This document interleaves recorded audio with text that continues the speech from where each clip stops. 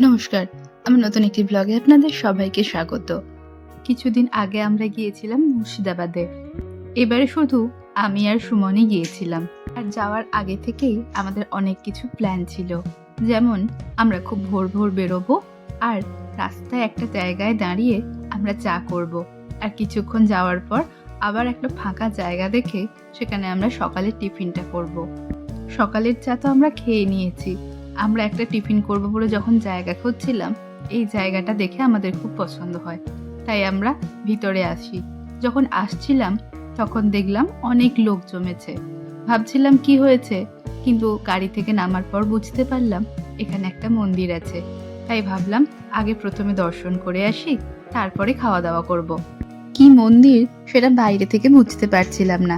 কাছে আসার পর বুঝলাম লেখা আছে অদ্বৈতপাঠ বাবলা মন্দির। কিন্তু ভিতরে ঢুকে যতটুকু আমি বুঝতে পেরেছি, এটা শ্রী শ্রী চৈতন্যদেবের মন্দির।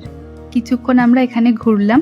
এই জায়গাটা কিন্তু খুবই সুন্দর, শান্তিপূর্ণ। এখানে গিয়ে কিছুক্ষণ বসে থাকলে কিভাবে যে সময় কেটে যাবে কেউ বুঝতেই পারবে না। এই মন্দিরে কিছুক্ষণ সময় কাটিয়ে আমরা বাইরে এসে দেখি অনেক দর্শনার্থী বাইরের আমবাগানে আলু সিদ্ধ ভাত রান্না করছে, এবং অনেক সবাই মিলে সেগুলো চড়ুই পাতির মতো করে আনন্দ করছে। দেখে তো আমাদেরও ইচ্ছে করছিল তাদের সঙ্গে বসে চড়ুই পাতি করার, কিন্তু আমাদের তো জায়গা আছে, আমরা সেখানেই করব। আর তাছাড়া তারা কেনই বা আমাদেরকে ভাগ দেবে। অনেকে এখানে রান্না করে খাওয়া দাওয়া করছে, আবার অনেকে টিফিন এনেছে, তারা সেগুলো খাওয়া দাওয়া করছে। আর অনেকে তো এখানে ঘুরে বেড়াচ্ছিল। আমরাও যাই, গিয়ে আমাদের রান্নার জোগাড় করি।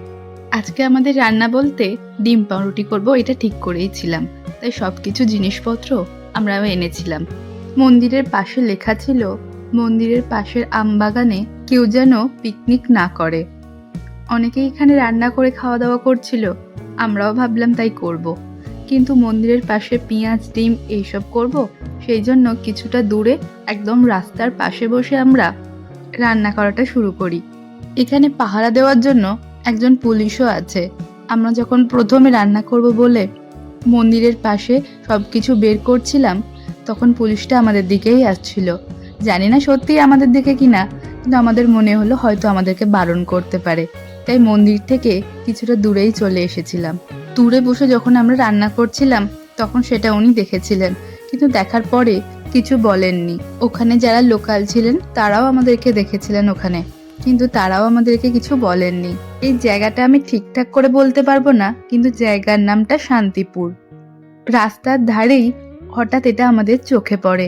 জায়গাটা কিন্তু খুবই সুন্দর, পিকনিক করার জন্য খুব ভালো জায়গা, কিন্তু এখানে পিকনিক করা মানা আছে। আমাদের খাওয়া দাওয়া শেষ হয়ে গেছে, এবার আমরা সবকিছু গুছিয়ে নিয়ে আমরা আমাদের গন্তব্যের দিকে যাত্রা শুরু করেছি। আজকের মতো ভিডিওটা এখানেই শেষ করলাম।